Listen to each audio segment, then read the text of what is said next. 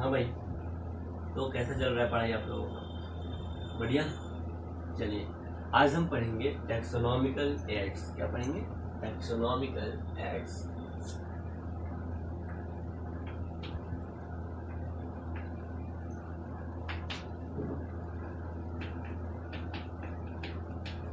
Taxonomical aids, ठीक है।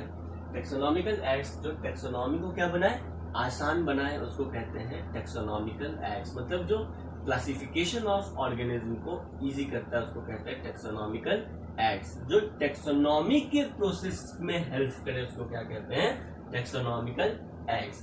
और इस टैक्सोनॉमिकल एड्स में क्या क्या आता है? चलिए, सबसे पहला हर्बेरियम, जिसको हम पढ़ चुके हैं पिछले क्लास में, आज रिकैप करेंगे। हर्बेरियम। नेक्स्ट क्या आता है? Botanical garden. क्या? Botanical garden. नेक्स्ट क्या आता है?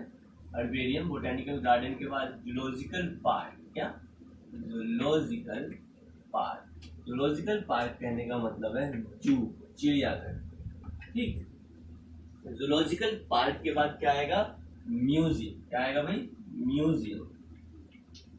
और म्यूजियम के बाद क्या आएगा टैक्सोनॉमिकल एड्स में? तो आएगा की। क्या आएगा? की। और की के बाद सबसे लास्ट में क्या आएगा? कुछ रिटन डिस्क्रिप्शन। क्या? कुछ रिटन डिस्क्रिप्शन। अगर आप एनसीईआरटी पढ़े हैं तो हम क्या पढ़ा रहे हैं आपको पता है, ठीक है। हालांकि आप एनसीईआरटी नहीं पढ़े हैं फिर भी हम क्या पढ़ा रहे हैं आपको पता है। लेकिन अगर आप एनसीईआरटी पढ़े हैं और अभी आपके साथ एनसीईआरटी है तो आपको पढ़ने में ज्यादा मजा आएगा, ठीक है। इसलिए हम बार बार बोल रहे हैं कि एनसीईआरटी पढ़ना मस्ट है आपको, ठीक है। उसके बाद क्या है? कुछ रिटन डिस्क्रिप्शन। क्या? रिटन डिस्क्रिप्शन, या उसी को कहते हैं रिकॉर्डिंग डिस्क्रिप्शन।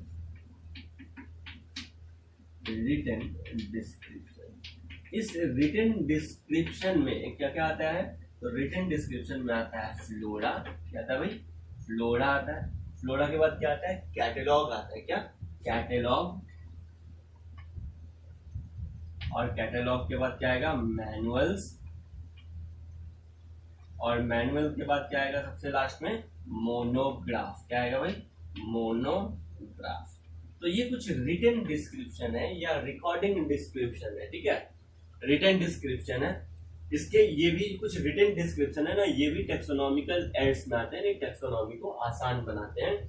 उसके अलावा की हो गया, म्यूजियम हो गया, जूलॉजिकल पार्क हो गया, बोटैनिकल गार्डन और हर्बेरियम हो गया।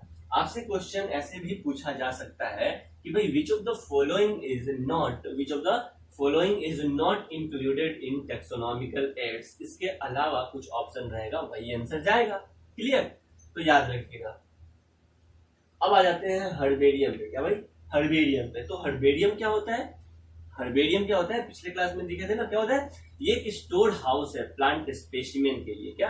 हर्बेरियम क्या है? ये स्टोर हाउस है किसके लिए? प्लांट स्पेसिमेन के लिए। हर्बेरियम को as a quick referral system भी इस्तेमाल करते हैं। क्या? क्विक रेफरल सिस्टम भी यूज करते हैं, याद रहेगा हर्बेरियम। और हर्बेरियम सीट का साइज हम बोले थे इंपॉर्टेंट है। बताओ, एक हर्बेरियम सीट है, इसका लंबाई गुना चौड़ाई कितना होता है? हाँ, हर्बेरियम सीट का साइज कितना होता है? तो सर हर्बेरियम सीट का जो लंबाई होता है वो होता है 16.5 इंच। क्या होता है भाई? 16.5 इंच। और इसका चौड़ाई कितना होता है? 11.5 इंच होता है। क्या? 11.5 इंच। ये आपको याद रखना है, एग्जाम में पूछा जा चुका है हर्बेरियम सीट का साइज। क्या? हर्बेरियम सीट का साइज पूछा जा चुका है। यहाँ पे कुछ डिस्क्रिप्शन था, डेट होता है, कलेक्शन ऑफ प्लेस होता है, बोटेनिकल नेम होता है, कॉमन नेम होता है और साइंटिफिक नेम होता है, किसने कलेक्ट किया वो होता है, कहाँ से कलेक्ट किया, उसका हैबिटेट कैसा है। तो ये सब भी क्वेश्चन आएगा यहाँ से। कैसे क्वेश्चन आएगा सर? क्वेश्चन पूछा जाएगा कि भाई इसमें से कौन सा कैरेक्टर या कौन सा डिस्क्रिप्शन हर्बेरियम सीट पे नहीं लिखते हैं या लिखा जाता है, ऐसा करके ऑप्शन बनेगा, आप बना लेंगे। क्लियर? नेक्स्ट अब हम आ जाते हैं बोटैनिकल गार्डन। किसमें? बोटैनिकल गार्डन पे। बोटैनिकल गार्डन में बस थोड़ा सा चीज आपको याद रखना था कि भाई ये ट्री होता है। क्या? ट्री होता है। ट्री पे एक्स और वाई एक्स क्या भाई? बोटैनिकल नेम, इस प्लांट का बोटैनिकल नेम लिखा होता है। वैसे बोटैनिकल गार्डन का जरूरत क्यों पड़ा? तो बोटैनिकल गार्डन को स्टडी पर्पस के लिए इस्तेमाल करते हैं, इसलिए स्टडी पर्पस के लिए इस्तेमाल किया जाता है। यहाँ पे एक्स में क्या रहता है? बोटैनिकल नेम लिखा रहता है प्लांट में। वाई पे क्या लिखा रहता है? प्लांट का फैमिली लिखा रहता है। क्या? प्लांट का फैमिली लिखा रहता है। आपको बोटेनिकल गार्डन का नाम याद रखना है। दो बोटेनिकल गार्डन का नाम आपको याद रखने के लिए कहा जाता है। एक तो रॉयल बोटेनिकल गार्डन, जो कहाँ पे है? बोलो ना, रॉयल बोटेनिकल गार्डन कहाँ पे है? इंग्लैंड में। रॉयल बोटेनिकल गार्डन क्यू, जो इंग्लैंड में, कहाँ पे? इंग्लैंड में। और दूसरा है एक इंडियन बोटेनिकल गार्डन, जिसका पूरा नाम है Jagdish Chandra Bose Indian botanical garden. और ये बोटेनिकल गार्डन कहाँ पे है? हावड़ा में। कहाँ पे भाई? हावड़ा में है। हावड़ा कहाँ पे? इंडिया में।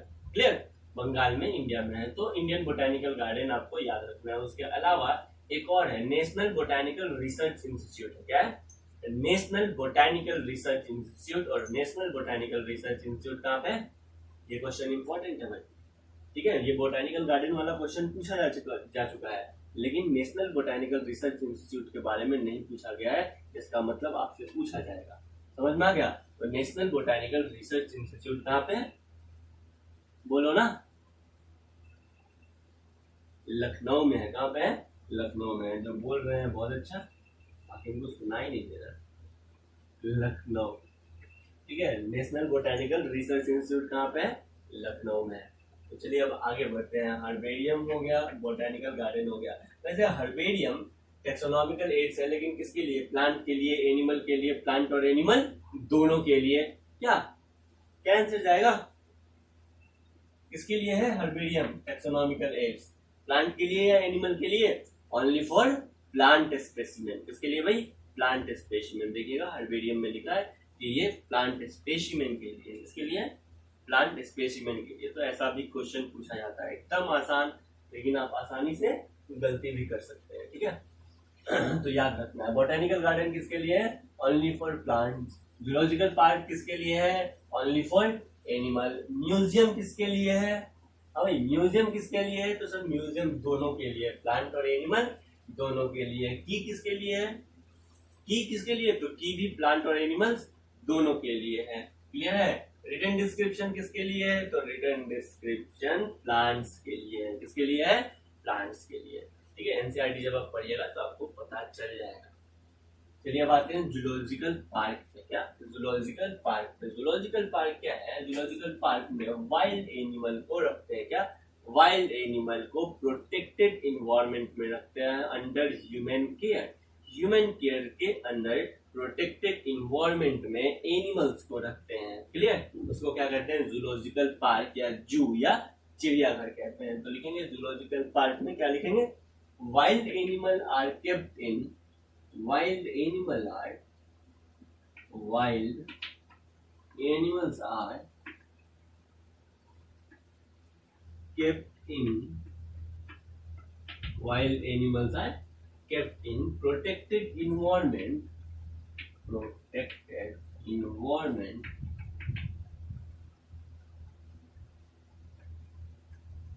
wild animals are kept in protected environment under human care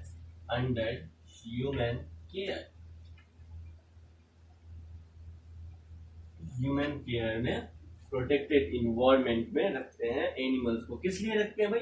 हाँ भाई, फायदा क्या है? क्या देखने के लिए रखते हैं? क्या ऑब्जर्व करने के लिए रखते हैं? तो सर हम उसका हैबिटेट, हम उसका फूड हैबिट्स और बिहेवियर के स्टडी के लिए रखते हैं। क्यों?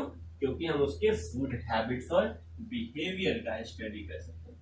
ठीक है, तो ये आपको याद रखना है। जूलॉजिकल पार्क में हम क्या स्टडी करते हैं? तो एनिमल्स के फूड हैबिट्स और बिहेवियर का स्टडी करते हैं। क्या?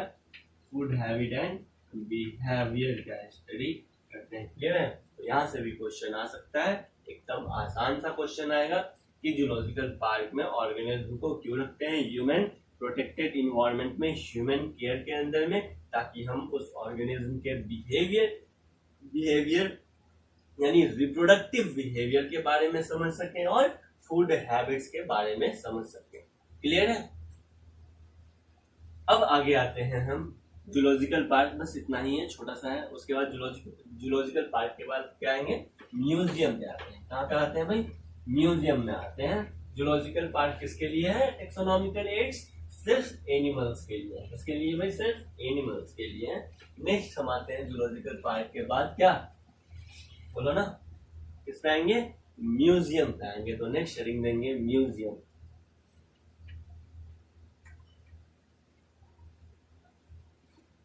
चलिए म्यूजियम देखेंगे। म्यूजियम में प्रेजेंट इन, ये कहाँ पे प्रेजेंट होता है? ये एजुकेशनल इंस्टीट्यूट में प्रेजेंट होता है। कहाँ पे प्रेजेंट होता है भाई? एजुकेशनल इंस्टीट्यूट में प्रेजेंट होता है। तो लिखेंगे प्रेजेंट इन एजुकेशनल इंस्टीट्यूट।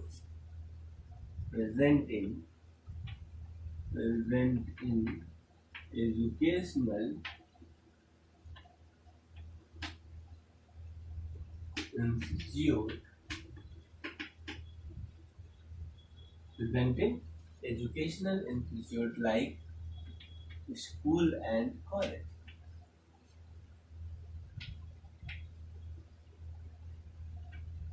चलिए नेक्स्ट, ये म्यूजियम का पर्पस क्या है? तो म्यूजियम में सबसे पहले तो स्टोर किसको करते हैं, कंजर्व किसको करते हैं, है ना? तो यहाँ पे प्लांट स्पेसिमेन और एनिमल स्पेसिमेन दोनों को कंजर्व किया जाता है। क्लियर? दोनों को कंजर्व किया जाता है फॉर स्टडी पर्पस। तो नेक्स्ट लाइन में लिखेंगे collection of plant and animal specimen. Collection of plant and animal specimen for study या for study। क्लियर? चलिए ये हो गया, मान लेते हैं मेरा स्पेसिमेन। क्या हो गया? स्पेसिमेन। ये प्लांट या एनिमल स्पेसिमेन हो गया। अब इस स्पेसिमेन को म्यूजियम में कंजर्व किया जाता है। क्या किया जाता है? कंजर्व किया जाता है। सबसे पहला बात, जैसे ही हम म्यूजियम सुनते हैं मेरे दिमाग में क्या आता है? डेड ऑर्गेनिज्म या living organism? Sir dead organism. और आपको पता है डेड ऑर्गेनिज्म के स्पेसिमेन को कंजर्व किया जाता है या प्रिजर्व किया जाता है। क्या किया जाता है? प्रिजर्व किया जाता है। तो म्यूजियम में भी स्पेसिमेन को प्रिजर्व किया जाता है। क्या किया जाता है? प्रिजर्व किया जाता है। ठीक है। अब प्रिजर्व करने का डिफरेंट तरीका है। देखो फिर से, म्यूजियम किसके लिए है? सिर्फ और सिर्फ नहीं, किसके लिए? प्लांट और एनिमल दोनों के लिए। एक बार रिकैप करते हैं। हर्बेरियम किसके लिए था? सिर्फ प्लांट के लिए था। बोटेनिकल गार्डन किसके लिए था? सिर्फ प्लांट के लिए। जूलॉजिकल पार्क किसके लिए? सिर्फ एनिमल्स के लिए। म्यूजियम प्लांट और एनिमल दोनों के। म्यूजियम किसके लिए? प्लांट के लिए भी है और एनिमल के लिए भी है। चलिए, तो स्पेसिमेन को प्रिजर्व करने का तरीका आपसे क्वेश्चन पूछा जाएगा कि भाई म्यूजियम में जो स्पेसिमेन को रखते हैं वो किस किस मेथड से प्रिजर्व करके रखते हैं। क्लियर है? तो सबसे पहला होता है प्रिजर्वेटिव सॉल्यूशन में रखते हैं। कहाँ पे रखते हैं? प्रिजर्वेटिव सॉल्यूशन में रखते हैं। ठीक है। तो ऑर्गेनिज्म के स्पेसिमेन को प्रिजर्वेटिव सॉल्यूशन में रखा जाता है। या ऑर्गेनिज्म को अगर प्रिजर्व करना होता है, स्पेसिमेन को प्रिजर्व करना होता है, तो सबसे पहले हम उसको ड्राई कर देते हैं और ड्राई करके फिर प्रिजर्व करते हैं। यानी ड्राई स्पेसिमेन को भी आप प्रिजर्व कर सकते हैं। क्या कर सकते हैं? ड्राई स्पेसिमेन को भी म्यूजियम में, ड्राई स्पेसिमेन को भी म्यूजियम में प्रिजर्व किया जाता है। दूसरा क्वेश्चन आपसे यहाँ पूछेगा कि अगर स्पेसिमेन को प्रिजर्वेटिव सॉल्यूशन में प्रिजर्व करते हैं तो इस सॉल्यूशन का नाम बताइए। क्या होता है भाई? इस सॉल्यूशन का नाम क्या होता है? तो फॉर्मुलिन होता है। क्या होता है? फॉर्मुलिन। ये फॉर्मुलिन क्या है? डाइल्यूटेड फॉर्मल्डिहाइड को क्या कहते हैं? फॉर्मुलिन कहते हैं। एक बार फिर से, डाइल्यूटेड फॉर्मल्डिहाइड को क्या कहते हैं? फॉर्मुलिन कहते हैं। तो डाइल्यूटेड फॉर्मल्डिहाइड में स्पेसिमेन को प्रिजर्व किया जाता है, प्रिजर्वेटिव सॉल्यूशन। नेक्स्ट, इसको फॉर्मुलिन में प्रिजर्व किया जा सकता है। उसके अलावा इसका dry specimen, as a dry specimen भी हम प्रिजर्व कर सकते हैं। अब नेक्स्ट आता है, अगर आप इंसेक्ट को प्रिजर्व करना चाहते हैं, तो इंसेक्ट बॉक्स में प्रिजर्व करते हैं। कहाँ पे प्रिजर्व करते हैं? इंसेक्ट बॉक्स में प्रिजर्व करते हैं। क्लियर? इंसेक्ट बॉक्स में प्रिजर्व करने के लिए ऑर्गेनिज्म को सबसे पहले किलिंग किया जाता है, फिर पिनिंग किया जाता है। ये इंपॉर्टेंट है। देखो भाई, होता क्या है कि इंसेक्ट बॉक्स में क्या किया जाता है कि ये एक इंसेक्ट बॉक्स होता है। इस इंसेक्ट बॉक्स का जो सरफेस होता है ना, जो बेस होता है, ये वैक्स का बना होता है। का बना होता है, वैक्स का बना होता है, मोम का बना होता है, ठीक है। अब होगा क्या कि कोई सा भी आप इंसेक्ट पकड़ते हैं, ये वाला इंसेक्ट मान लेते हैं, ये एक इंसेक्ट लेते हैं और एक इंसेक्ट को आप, ये छोटा सा इंसेक्ट है, जैसे चलो 6 लेग कर देते हैं, ठीक है, 6 एक सा पूरा। तो ये जो इंसेक्ट है ना, तो इस इंसेक्ट को अगर आप रखना चाहते हैं अपने म्यूजियम में, तो अगर जिंदा पकड़े और उसको पकड़ के और यहाँ पर पिनिंग कर दिए, क्या कर दिए, पिनिंग कर दिए, तो क्या होगा, ये भागने का कोशिश करेगा, समझ में आ रहा है, और ऐसा होगा कि इसका एक टांग टूट जाएगा और ये भाग सकता है, समझ में आ गया। इसीलिए ऑर्गेनिज्म को क्या करते हैं, सबसे पहले किल करते हैं, क्या करते हैं, किल करते हैं। तो ऐसा नहीं कि किल करते हैं तो 50 ऐसे मार के इंसेक्ट को किल कर दिए, ऐसा नहीं, इंसेक्ट को पकड़ते हैं, देखते हैं कि उसका कोई भी पैर, हाथ या फिर कोई उसका विंग्स टूटना नहीं चाहिए, उसको डब्बे में रख देते हैं, डब्बे में केमिकल डाल देते हैं, ठीक है। अगर आप डब्बे में केमिकल नहीं भी डालिएगा तब भी ऑर्गेनिज्म मर जाएगा, क्यों, क्योंकि वहां पे ऑक्सीजन उसको नहीं मिलेगा। तो डब्बे में बंद कर देते हैं, एयर टाइट डब्बे में बंद कर देते हैं, ऑक्सीजन की कमी से वो इंसेक्ट उस डब्बे में मर जाता है। उसके बाद डब्बे से इंसेक्ट को निकालते हैं और निकाल के फिर वैक्स पैड पे या इंसेक्ट बॉक्स इसको बोलते हैं, इस पे रखते हैं और पिन से लगा लेते हैं। तो अगर आप इंसेक्ट को as a specimen, dead insect को अगर एज ए स्पेसिमेन रखना चाहते हैं तो इंसेक्ट बॉक्स में रखते हैं, और इंसेक्ट को इंसेक्ट बॉक्स में रखने के पहले सबसे पहले उसको किल किया जाता है, यानी पहले तो उसका किलिंग किया जाता है और फिर उसको पिनिंग किया जाता है। क्या किया जाता है, पिनिंग किया जाता है। तो सबसे पहले करते हैं किलिंग और फिर करते हैं उसका पिनिंग। क्लियर। नेक्स्ट हम आ जाते हैं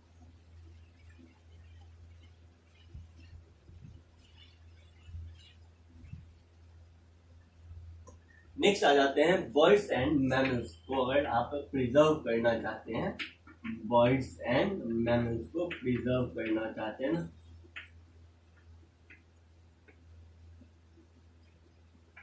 बर्ड्स एंड मैमल्स को अगर आप प्रिजर्व करना चाहते हैं तो हम इसका स्टफ्ड बनाते हैं। क्या बनाते हैं, स्टफ्ड बनाते हैं, लिखेंगे स्टफ्ड प्रिजर्व, स्टफ्ड प्रिजर्व।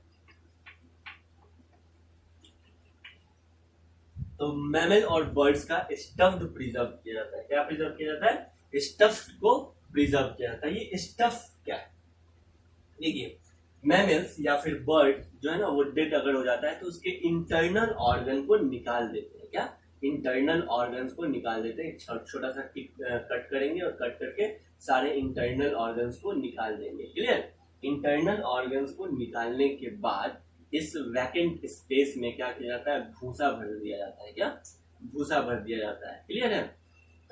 या फिर वुड का, लकड़ी का जो चोकर होता है ना, उसको भर दिया जाता है और फिर उसी शेप का बर्ड्स या फिर मैमल्स बना दिया जाता है। उसको बोलते हैं स्टफ्ड प्रिजर्व। क्या, स्टफ बोलते हैं, ठीक है।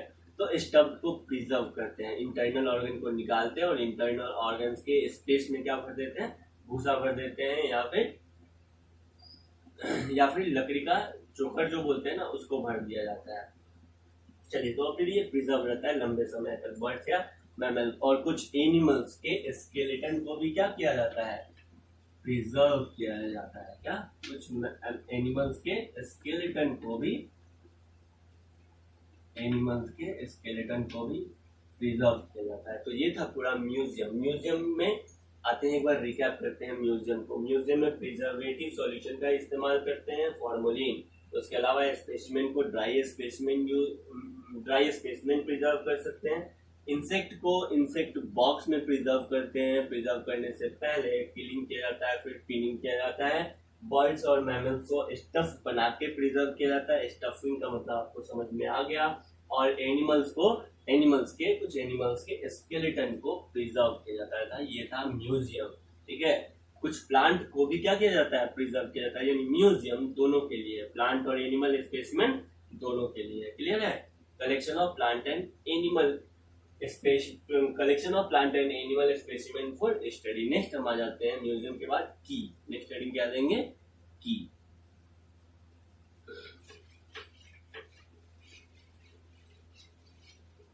तो नेक्स्ट टैक्सोनॉमिकल एड्स है की।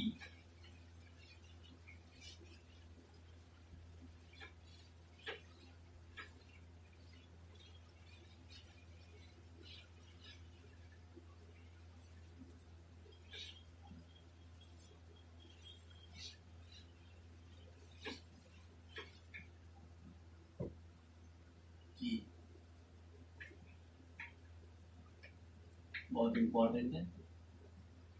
चलिए की में लिखेंगे, key is used for identification of, key is used for identification of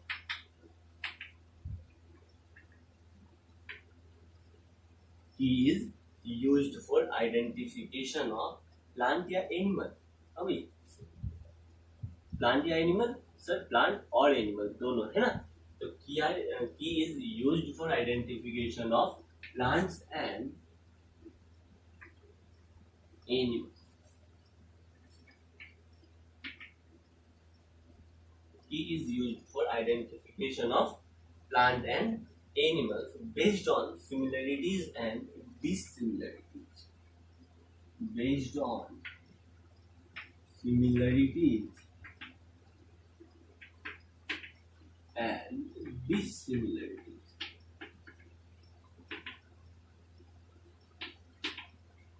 similarities और डिससिमिलरिटीज के बेसिस पे, सिमिलरिटीज और डिससिमिलरिटीज के बेसिस पे ऑर्गेनिज्म को क्लासिफाई करना, ऑर्गेनिज्म को क्लासिफाई करना, यानी प्लांट एंड एनिमल को क्लासिफाई करना, ये बताता है आपको की। समझ में आ गया। इसका एक बेसिक सा एग्जांपल हम आपको बताए थे कि अगर आपको मान लेते हैं कि आपके किचन में रोज आप क्लासिफिकेशन करते हैं कि नहीं, मार्केट से अगर हल्दी आता है तो हल्दी के कैरेक्टर को पहचानते हैं, उसको हल्दी के डब्बे में डाल देते हैं, ठीक है। लेकिन कुछ ऐसा सब्सटेंस आया, कुछ ऐसा मटेरियल आया जो किचन में पहली बार आया, तो आप देखते हैं और कैरेक्टराइजेशन करते हैं कि भाई ये क्या लाया, तो पता चलता है ये कुछ नया मटेरियल है। समझ में आ गया, ये कुछ नया मटेरियल है। तो उस नए मटेरियल के लिए आप अलग क्लासिफिकेशन करते हैं, अलग सा डब्बा बनाते हैं और उस डब्बा में उस अलग मटेरियल को रखते हैं, यही करते हैं ना। वैसे ही की भी काम करता है कि आइडेंटिफिकेशन करता है ऑर्गेनिज्म का। ऑर्गेनिज्म कहने का मतलब है प्लांट और एनिमल दोनों का, कुछ सिमिलरिटीज और कुछ डिससिमिलरिटीज के बेसिस पे। अगर सिमिलर कैरेक्टर मिलेगा तो पहले से ही क्लासिफाई है जो ग्रुप, उसमें ऑर्गेनिज्म को रख दिया जाएगा, और कुछ कैरेक्टर नहीं मिलेगा तो उसके लिए एक नया ग्रुप बनाया जाएगा। क्लियर है। Key are based on contrasting character, key are based on contrasting character. Key किस पे बेस्ड होता है, कॉन्ट्रास्टिंग कैरेक्टर पे बेस्ड होता है। किस पे बेस्ड होता है, key are based on contrasting character.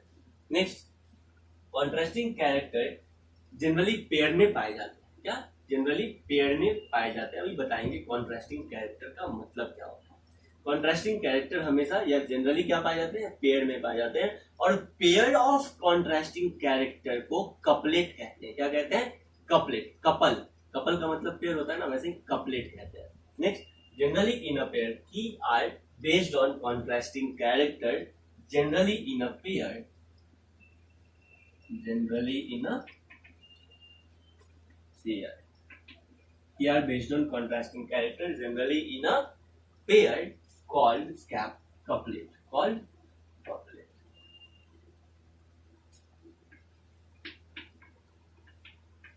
क्या कहते हैं उसको, कपलेट कहते हैं। कि जनरली कॉन्ट्रास्टिंग कैरेक्टर पे बेस्ड होता है और पेयर ऑफ कॉन्ट्रास्टिंग कैरेक्टर को क्या कहते हैं, कपलेट कहते हैं। क्या कहते हैं, कपलेट कहते हैं।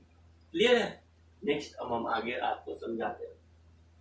कॉन्ट्रास्टिंग कैरेक्टर कहने का मतलब है कि अपोजिट कैरेक्टर। क्या, अपोजिट कैरेक्टर। आपको पता है कैरेक्टर्स के पास दो ट्रेट होता है। एक कैरेक्टर हुआ हाइट। क्या हुआ, हाइट। हाइट दो तरह का होता है, एक तो हाइट छोटा हो गया या तो हाइट ज्यादा हो गया। समझ में आ गया, ये हुआ कॉन्ट्रास्टिंग कैरेक्टर। कलर, कलर या तो डार्क होगा या तो फेयर होगा, ठीक है। और ये हमेशा एक दूसरे के कंपेयर में देखते हैं। क्लियर है, एक दूसरे के कंपेयर में, यानी हमेशा किसी के रिलेटिव में देखते हैं। तो कॉन्ट्रास्टिंग कैरेक्टर हमेशा पेयर में ही होता है। और पेयर ऑफ कॉन्ट्रास्टिंग कैरेक्टर को क्या कहते हैं, पेयर ऑफ कॉन्ट्रास्टिंग कैरेक्टर को कहते हैं कपलेट। क्या, कपलेट। ये क्वेश्चन आपसे पूछा जाता है कि भाई की में पेयर ऑफ कॉन्ट्रास्टिंग कैरेक्टर्स को क्या कहते हैं, आंसर जाता है कपलेट कहते हैं। क्या कहते हैं, कपलेट कहते हैं। जैसे एक कॉन्ट्रास्टिंग कैरेक्टर्स, क्या क्या एनिमल्स के कान होते हैं, क्या एनिमल्स के, क्या एनिमल्स के कान होते हैं, इसका दो जवाब हो सकता है, हाँ होते हैं या नहीं होते हैं। क्या एनिमल्स के कान होते हैं? इसका दो जवाब होता है, हाँ होते हैं। कौन से एनिमल के कान होते हैं? तो कैट के भी कान होते हैं, बैट के भी कान होते हैं, मैमल्स के भी कान होते हैं, यानी ह्यूमन के भी कान होते हैं। और कुछ एनिमल्स के कान नहीं होते, जैसे वेल। क्या? वेल के कान नहीं होते, बर्ड्स के कान नहीं होते। हाँ भाई, उसके अलावा स्नेक के भी कान नहीं होते। क्लियर है?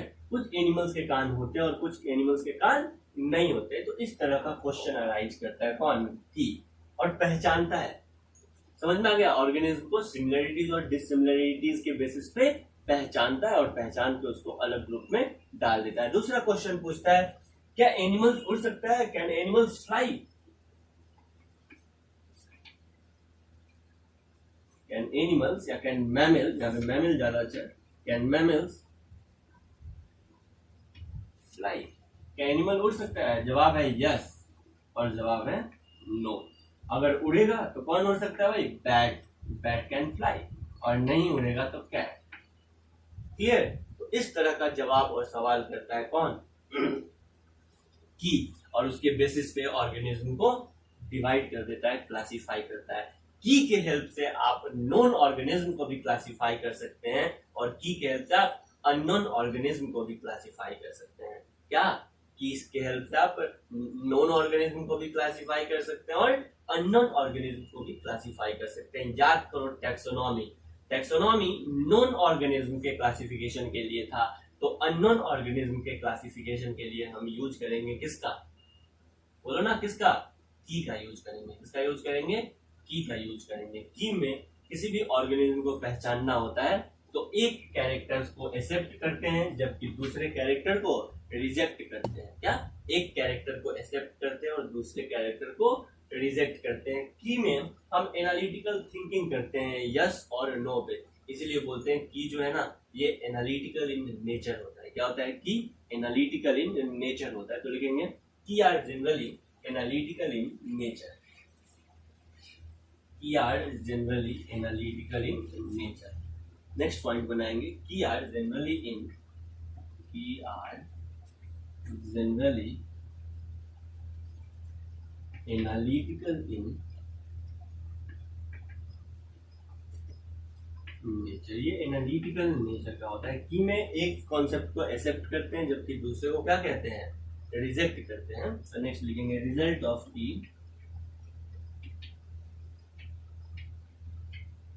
result of key, acceptance of one and rejection of other, acceptance of one and rejection of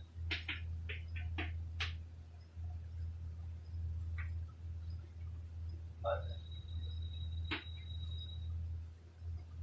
की का रिजल्ट क्या भाई? Acceptance of one and rejection of other. Clear? Acceptance of one and rejection of other. आपको पता है की में की का जो हर एक स्टेटमेंट होता है उसको क्या कहते हैं? लेड कहते हैं। क्या कहते हैं? लेड कहते हैं। लिखेंगे each statement of key is called lead. Each statement of, ये इंपॉर्टेंट है। एक तो कपलेट वाला बेस्ड ऑन कॉन्ट्रास्टिंग कैरेक्टर, और इस कॉन्ट्रास्टिंग कैरेक्टर को क्या कहते हैं? कपलेट कहते हैं। क्या कहते हैं भाई? कपलेट कहते हैं। और की में हर एक स्टेटमेंट को क्या कहते हैं? लेड कहते हैं। Each statement of,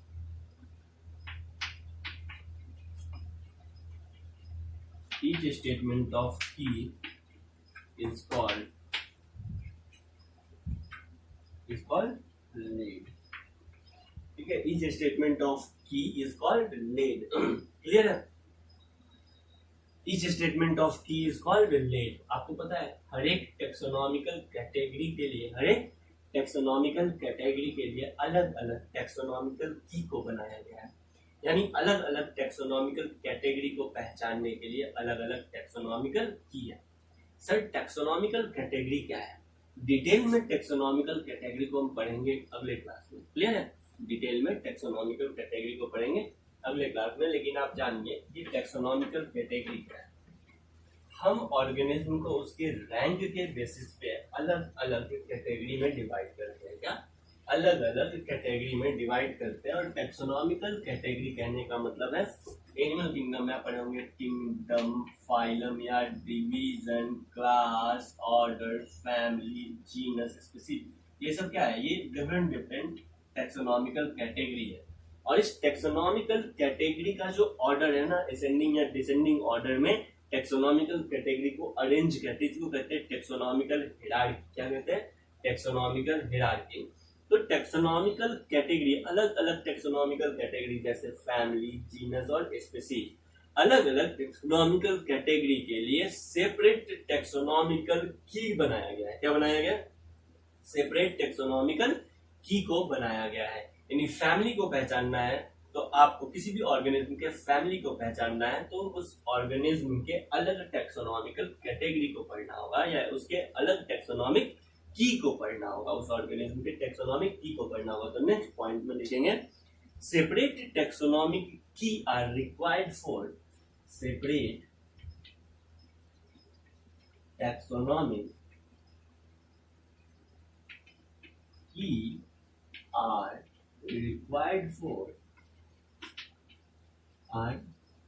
required for separate taxonomic key are required for each taxonomic category, for each taxonomic category,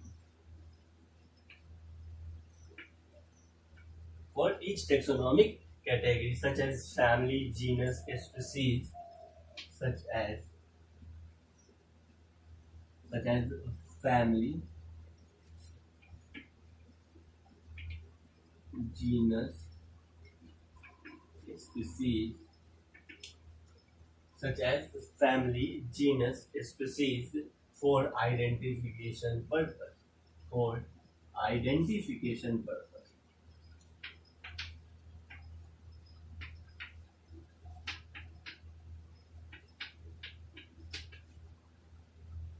clear? तो अलग अलग टेक्सोनॉमिक कैटेगरी के लिए सेपरेट यानी अलग अलग टेक्सोनॉमिक की को बनाया गया है। की इंपॉर्टेंट है या फिर यूजफुल है आइडेंटिफिकेशन ऑफ नॉन ऑर्गेनिक, ठीक है, लेकिन सबसे खास बात है कि ये अननोन ऑर्गेनिज्म को पहचानने में भी हेल्प करता है। तो एनसीईआरटी इसी को हाईलाइट करता है और क्वेश्चन आपको से यहीं से पूछा जाएगा कि की हेल्प करता है आपको जवाब देना है अननोन ऑर्गेनिज्म को पहचानने में। क्यों? क्योंकि ये एनालिटिकल इन नेचर होता है, ये 2 कैरेक्टर्स पे बेस्ड होता है, इसलिए ये अननोन कैरेक्टर्स को, अननोन ऑर्गेनिज्म को पहचानने में हेल्प करता है। ये सिमिलरिटीज और डिसिमिलरिटीज दोनों का यूज करता है ऑर्गेनिज्म को पहचानने के लिए। तो नेक्स्ट पॉइंट में लिखेंगे की आर मोर यूजफुल इन, ये बहुत इंपॉर्टेंट लाइन है, क्वेश्चन यहाँ से आएगा। एग्जाम कब दे रहे हैं आप? बोलिए ना, 22 में ना, 2020, अरे यार 2022 है ना, तो 2022 में आपसे क्वेश्चन पूछा जाएगा कि are more useful in, key are more useful in identification of known organism और unknown organism, unknown organism.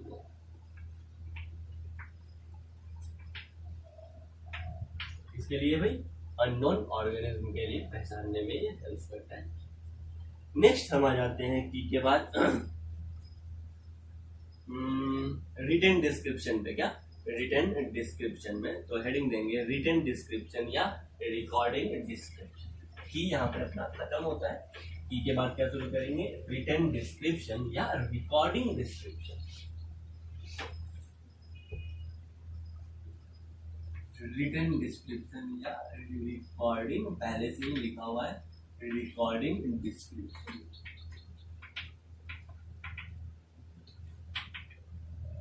Recording description, हाँ भाई, रिकॉर्डिंग डिस्क्रिप्शन किसके लिए है? तो ऑर्गेनिज्म के करेक्ट आइडेंटिफिकेशन के लिए क्या होता है? रिकॉर्डिंग डिस्क्रिप्शन लिखेंगे for correct identification, for correct identification, organism के करेक्ट आइडेंटिफिकेशन के लिए है रिटन डिस्क्रिप्शन, ठीक है, रिकॉर्डिंग डिस्क्रिप्शन या written description for correct identification.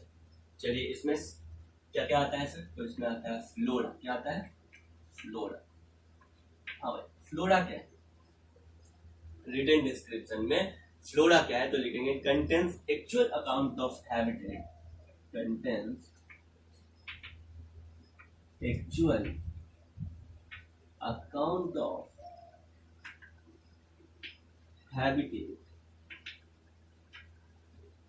Contains actual account of habitat, contains, हाँ भाई फ्लोरा क्या है, contains actual account of habitat and distribution of a plant and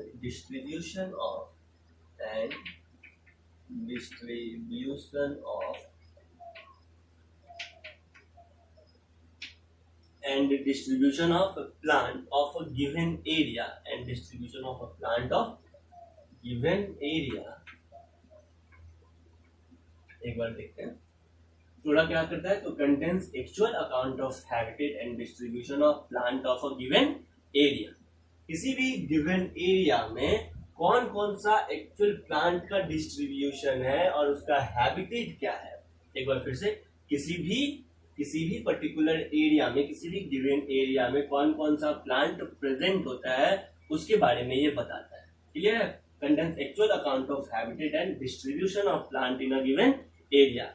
ये किसी पर्टिकुलर एरिया में कौन कौन सा स्पीसीज है प्लांट का, ये किसी पर्टिकुलर एरिया में कौन कौन से प्लांट का स्पीसीज है उसके बारे में बताता है, उसका ये कंप्लीट इंडेक्स देता है। तो नेक्स्ट पॉइंट में लिखेंगे it provide index to plant species, या क्या लिख सकते हैं, it provide index to plant species, provide index to plant species, it provide index to plant species found in particular area। किसी पर्टिकुलर एरिया में कौन कौन सा प्लांट प्रेजेंट होता है उसका ये इंडेक्स प्रोवाइड करता है। क्या करता है, उसका ये इंडेक्स प्रोवाइड करता है, या आप उसको क्या कह सकते हैं, ये किसी भी पर्टिकुलर एरिया में कौन कौन सा प्लांट का डिस्ट्रीब्यूशन है या कौन कौन से प्लांट प्रेजेंट होते हैं उसका ये रिटन डिस्क्रिप्शन, उसका ये इंडेक्स प्रोवाइड करता है आपको। क्लियर, तो ये कहलाता है फ्लोरा। क्या कहलाता है, फ्लोरा। फ्लोरा के बाद हम आते हैं कैटलॉग। क्या आएंगे, कैटलॉग। नेक्स्ट हेडिंग देंगे कैटलॉग।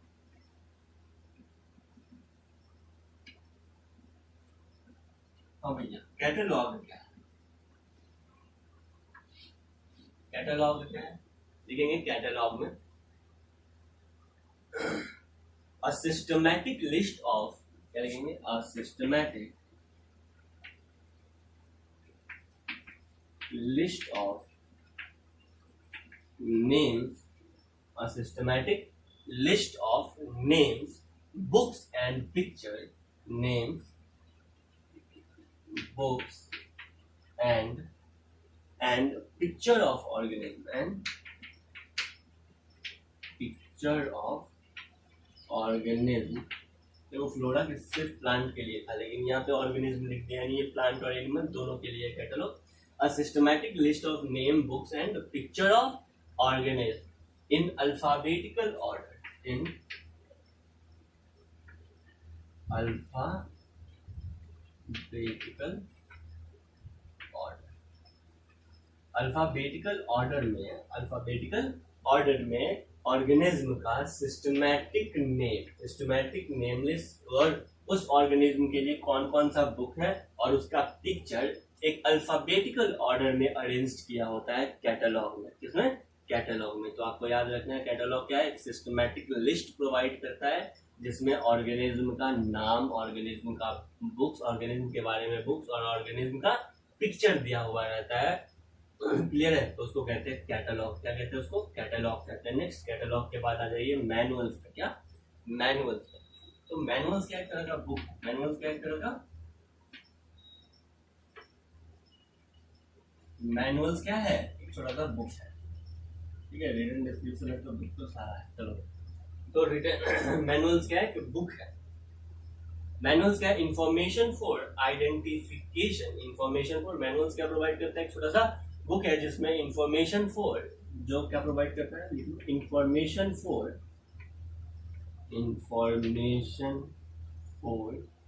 इंफॉर्मेशन फॉर किसके लिए इंफॉर्मेशन रहता है? For identification of.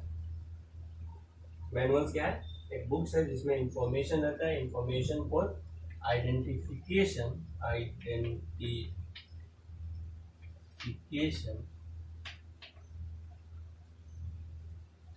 Information for identification of name of species, identification of name of species या name of organism found in particular area।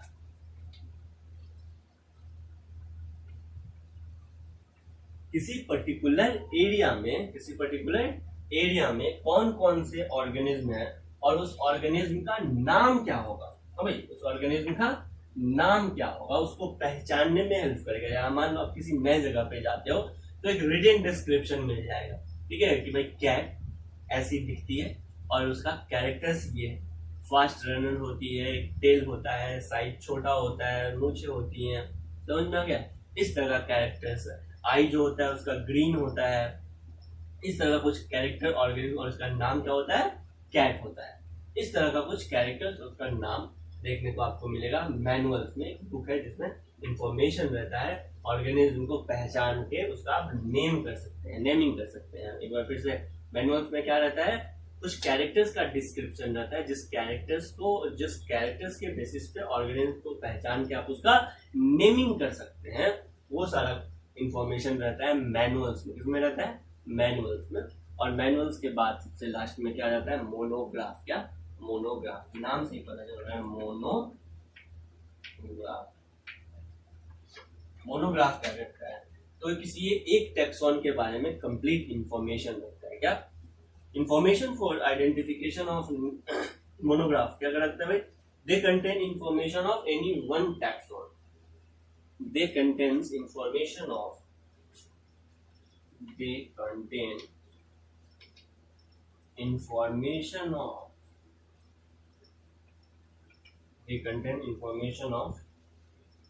any one taxon। किसी एक taxon के बारे में ये कंप्लीट इंफॉर्मेशन रखता है, इसलिए इसको क्या कहते हैं? मोनोग्राफ कहते हैं। टैक्सॉन का मतलब तो पता चल रहा है ना, ये सब टैक्सॉन है टैक्सोनॉमिकल कैटेगरी का। किंगडम, फाइलम या division, class, order, family, genus, species, KPC, of, GS, general science, ठीक है। तो ये आपको याद रखना है। तो किसी भी, ये सब क्या है? एक एक क्या है मतलब, किंगडम, फाइलम, क्लास, ऑर्डर, ये सब क्या है? टैक्सोनॉमिकल हिरार्की का टैक्सोन है। और इस टैक्सोन के बारे में कंप्लीट इंफॉर्मेशन किसके पास आपको मिलेगा? मोनोग्राफ के पास मिलेगा। किसके पास मिलेगा? मोनोग्राफ में मिलेगा। चलिए तो एक बार इसको रिकैप करते हैं। रिकॉर्डिंग डिस्क्रिप्शन में सबसे पहले 4 रिकॉर्डिंग डिस्क्रिप्शन आता है। कौन कौन सा? सबसे पहले आ गया फ्लोरा, फिर आ गया कैटलॉग, फिर आ गया मैनुअल्स, फिर आ गया, बोलो ना, मैनुअल्स के बाद सबसे लास्ट में क्या आया? मोनोग्राफ। क्वेश्चन पूछा जाएगा, which of the following is not taxonomical aids related to written description या रिकॉर्डिंग डिस्क्रिप्शन। इस चारों के अलावा जो ऑप्शन होगा वही आंसर जाएगा। समझ में आ गया? या फिर दूसरा क्वेश्चन पूछा जा सकता है सब्जेक्टिव में कि भाई रिकॉर्डिंग डिस्क्रिप्शन, टैक्सोनॉमिकल की में रिकॉर्डिंग डिस्क्रिप्शन को डिस्क्राइब कीजिए। आपको ये चारों रिकॉर्डिंग डिस्क्रिप्शन लिखना होगा। कौन कौन सा? फ्लोरा, कैटलॉग, मैनुअल्स और मोनोग्राफ, ये चारों लिखना होगा और चारों को डिस्क्राइब करना होगा। चलो देखते हैं फ्लोरा क्या है। तो भाई फ्लोरा क्या है? ये इंडेक्स प्रोवाइड करता है कि किसी पर्टिकुलर एरिया में कौन कौन सा प्लांट प्रेजेंट होता है। इसको आप दूसरे टर्म में बोल सकते हैं, contents actual account of habitat and distribution of plant in a given area. किसी गिवन एरिया में कौन कौन से प्लांट्स का एक्चुअल डिस्ट्रीब्यूशन है, क्या हैबिटेट है, उसके बारे में बताता है फ्लोरा। फ्लोरा सिर्फ प्लांट के बारे में ही बताता है, नाम से पता चल रहा है फ्लोरा। नेक्स्ट आ जाते हैं कैटलॉग। कैटलॉग क्या है? ये एक सिस्टमैटिक लिस्ट प्रोवाइड करता है। क्या? सिस्टमैटिक लिस्ट प्रोवाइड करता है किसी भी ऑर्गेनिज्म के name, books and picture of organism के बारे में, और ये सिस्टमैटिक लिस्ट अल्फाबेटिकल ऑर्डर में रहता है। नेक्स्ट हम आ जाते हैं मैनुअल्स। मैनुअल्स एक बुक्स है, इस बुक्स में आपको इंफॉर्मेशन मिलेगा। क्या इंफॉर्मेशन मिलेगा? किसी पर्टिकुलर एरिया में कौन कौन सा स्पीसीज है, आप पहचान के उस ऑर्गेनिज्म का नाम दे सके, ठीक है, उसके बारे में कंप्लीट इंफॉर्मेशन मिलेगा। किसमें? मैनुअल्स में क्या, information for identification of name of species found in a particular area, और मोनोग्राफ किसी एक टैक्सोन के बारे में कंप्लीट इंफॉर्मेशन रखता है, उसको कहते हैं मोनोग्राफ। क्लियर है? कि किसके लिए यूजफुल है, नॉन ऑर्गेनिज्म के या अननोन ऑर्गेनिज्म के लिए? तो दोनों के लिए है, लेकिन ज्यादा यूज इसका किसमें करते हैं, अननोन ऑर्गेनिज्म को पहचानने में करते हैं। क्या? अननोन ऑर्गेनिज्म को पहचानने में करते हैं। ये एक इंपॉर्टेंट है आज का। ये चारों रिटन डिस्क्रिप्शन इंपॉर्टेंट है, की बहुत इंपॉर्टेंट है, कॉन्ट्रास्टिंग पेयर ऑफ कैरेक्टर्स में की में कॉन्ट्रास्टिंग पेयर ऑफ कैरेक्टर्स को क्या कहते हैं, कपलेट करते हैं। ईच स्टेटमेंट ऑफ की क्या कहलाता है, लेट कहलाता है। ठीक है? रिजल्ट ऑफ की जो होता है वो एक्सेप्टेंस और रिजेक्शंस के बेसिस पे आधारित होता है। एक स्टेटमेंट को एक्सेप्ट करते हैं, जबकि दूसरे स्टेटमेंट को क्या करते हैं, रिजेक्ट करते हैं। एक को हाँ बोलेंगे और एक को ना कहेंगे। क्या एनिमल्स के पास कान होता है? जवाब होगा हाँ और ना। समझ में आ गया? हाँ वाले को एक्सेप्ट करेंगे, ना वाले को रिजेक्ट, या फिर ना वाले को एक्सेप्ट करेंगे और हाँ वाले को रिजेक्ट। डिपेंड करता है आप किस ऑर्गेनिज्म को देख रहे हैं। समझ में आ गया? वेल को अगर देख रहे हैं तो ऑर्गेनिज्म के पास कान, एनिमल्स के पास कान नहीं है। और अगर बैट को, कैट को, मैमल्स, ह्यूमंस को देख रहे हैं तो एनिमल्स के पास कान है। इस तरह से काम करता है कौन, हमारा टेक्सोनॉमिकल की। उसके अलावा ये टेक्सोनॉमिकल की जो होता है वो एनालिटिकल इन नेचर होता है। क्या होता है? एनालिटिकल इन नेचर होता है, कॉन्ट्रास्टिंग कैरेक्टर पे बेस्ड होता है। ये सब चीज आपको याद रखना है। म्यूजियम में प्रिजर्वेशन का तरीका क्या था? सबसे पहला प्रिजर्वेशन का तरीका था प्रिजर्वेटिव सॉल्यूशन में प्रिजर्व करते हैं। ड्राई स्पेसिमेन में प्रिजर्व, ड्राई स्पेसिमेन के जैसा प्रिजर्व कर सकते हैं। इंसेक्ट को अगर प्रिजर्व करना है तो इंसेक्ट बॉक्स में प्रिजर्व करेंगे। बर्ड और मैमल्स को प्रिजर्व करना है तो स्टफ बना के प्रिजर्व करेंगे। और कुछ एनिमल का स्केलेटन भी प्रिजर्व किया जाता है। जूलॉजिकल पार्क में हम एनिमल्स को ह्यूमन के देखरेख में रखते हैं। क्यों? ताकि हम उसके फीड हैबिट, फूड हैबिट्स के बारे में जान सके और उसके बोलो ना बिहेवियर के बारे में जान सके। क्लियर है? उसके अलावा national botanical research institute important है। कहाँ पे है? लखनऊ में है। कहाँ पे है भाई? लखनऊ में है। उसके अलावा हर्बेरियम साइज, हर्बेरियम सीट का साइज इंपॉर्टेंट है। और हर्बेरियम सीट पे कौन कौन सा डिस्क्रिप्शन लिखा रहता है वो इंपॉर्टेंट है। आप पढ़िएगा। एनसीईआरटी को बार बार पढ़ना है, एकदम रिवाइज करते चलना है। 2020 में भी एनसीईआरटी के बाहर कोई भी क्वेश्चन नहीं गया है। समझ में आ गया ना? बायोलॉजी में मोस्ट ऑफ द क्वेश्चन, मतलब मोर देन 85 क्वेश्चन एनसीईआरटी का है।